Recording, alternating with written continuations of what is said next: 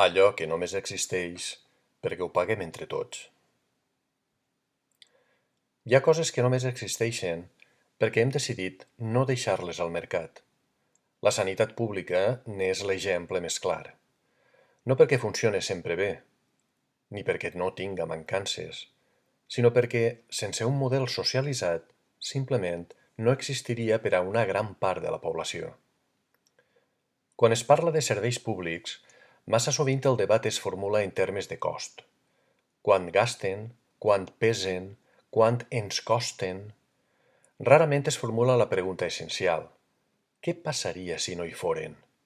Qui quedaria fora? Qui no podria accedir-hi? Qui hauria de triar entre curar-se o empobrir-se? La comparació amb els Estats Units és inevitable, i no per superioritat moral, sinó per claredat empírica. Allà, la sanitat funciona majoritàriament com un bé de mercat. El resultat és conegut: milions de persones sense cobertura, endeutaments massius per causes mèdiques, tractaments retardats o directament inaccessibles. No per manca de tecnologia o de coneixement, sinó per manca de diners. No és que als Estats Units no hi hagi sanitat, és que no hi ha sanitat per a tothom. I aquesta diferència ho canvia tot. El nostre model, amb totes les seues imperfeccions, parteix d'una altra premissa: que la salut no pot dependre de la renda, que l'atenció mèdica no és una recompensa pel mèrit ni una mercaderia premium, sinó un dret col·lectivament garantit. I això només és possible perquè ho financem de manera socialitzada, perquè acceptem que tots contribuïm perquè tots hi puguem accedir.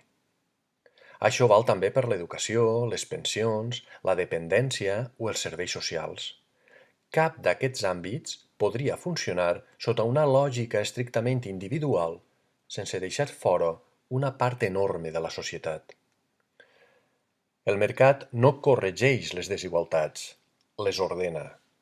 I quan parlem de drets bàsics, aquesta ordenació té conseqüències irreversibles. Per això, resulta tan problemàtic el discurs que presenta els serveis públics com una càrrega, com un pes excessiu, com una despesa a contenir.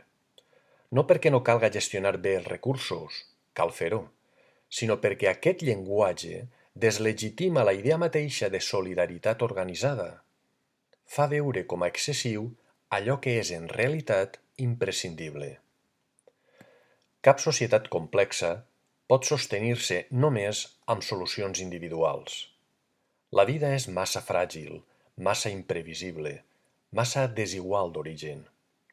Pensar que cadascú se'n pot sortir sol és una ficció còmoda mentre tot va bé, però quan arriba la malaltia, l'accident, la vellesa o la dependència, aquesta ficció cau, i aleshores només queden dues opcions: la protecció col·lectiva o l'exclusió. Defensar els serveis públics no és idealitzar-los ni negar-ne les mancances.